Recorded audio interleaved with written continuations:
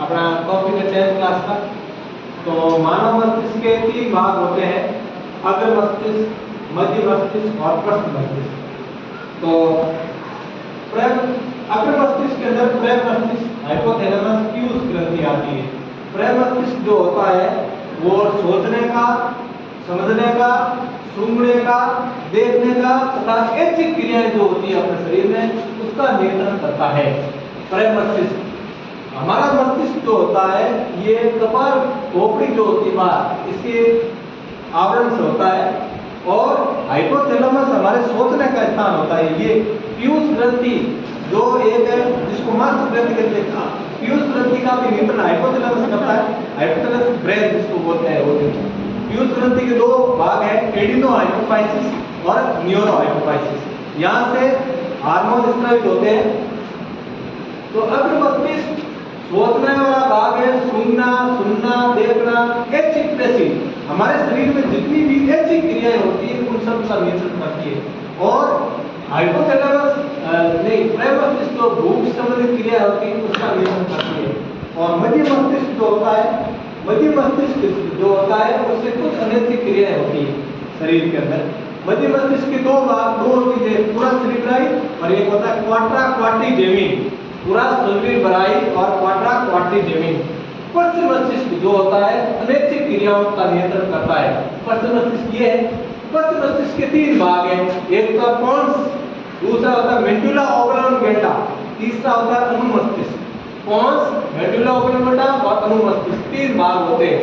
तो अनैच्छिक क्रिया जो मेडुला ओब्लांगेटा अनैच्छिक क्रिया जैसे भोजन का पाचन करना है, चलो ये रक्तदाब है, लार है, वमन उल्टी होना है, ये इसकी मेडुला द्वारा इसमें नियंत्रण किया जाता है। अनुमस्तिष्क जो होता है वो सीधी रेखा में चलना, हमको जैसे साइकिल चलाता है, पेंसिल को उठाता है, और यहाँ से हमारे शरीर की जो मेरुरज्जु होती है और वो यहाँ से जुड़ी रहती है।